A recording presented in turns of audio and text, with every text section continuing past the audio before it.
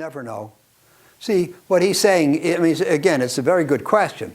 And what we want to do is we want to find things where the intrinsic value is here and the price is here.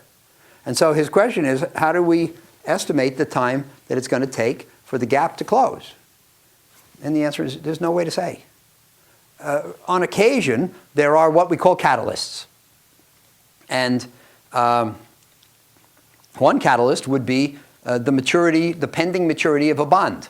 If a bond is going to mature in 2012 and it's selling at 60 because most people think it's going to go bankrupt, but we think it's going to pay off and at maturity, then the date of the existence of a maturity date is going to force the convergence of price to value.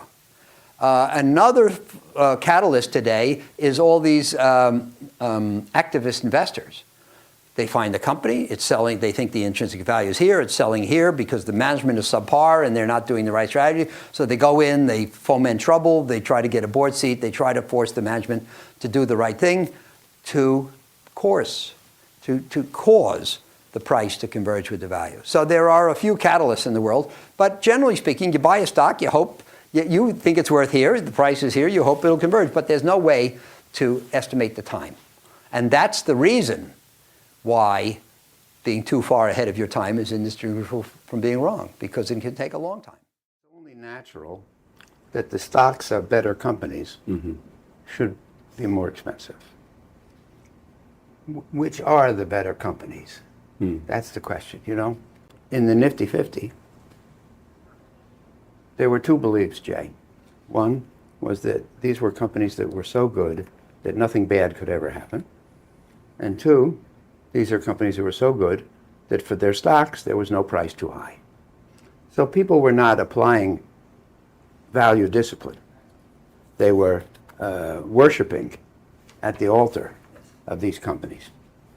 Now it happens, first of all, that at least half the companies ran into serious trouble. So this idea that nothing bad could ever happen was a big mistake. And I would say in many cases, among other things, there was a failure of second-level thinking.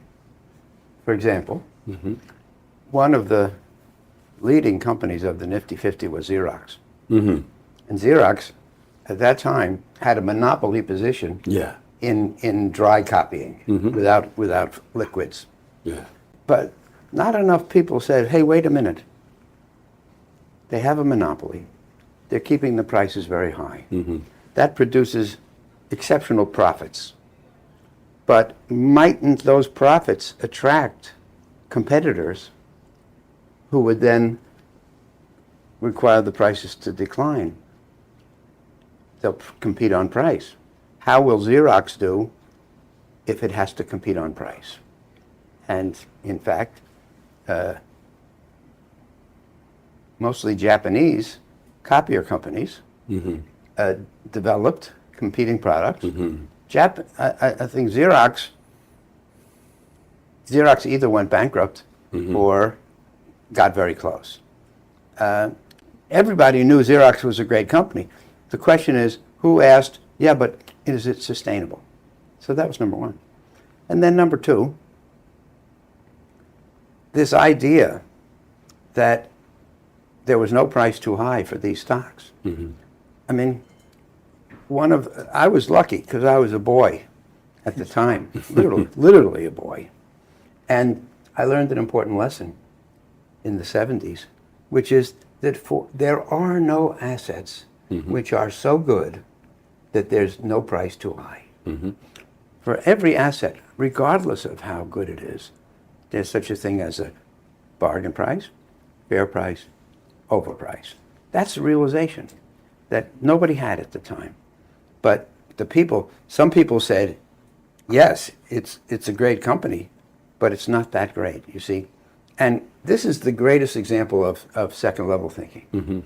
The first-level thinker says, it's a great company, you should buy the stock. It's simplistic. Everybody understands that. Probably wrong. The second-level thinker says, it's a great company, but it's not as great as everybody thinks. So as a result, it's overpriced. You should sell the stock. You see, you have to. That's a very simplistic example, but the point is, you have to take your thinking to a higher level, more in depth, more nuanced, asking more questions, not so superficial. And I'm very lucky to have learned this lesson at a very young age. By the way, you only learn from difficulty. Very few valuable lessons are learned through success.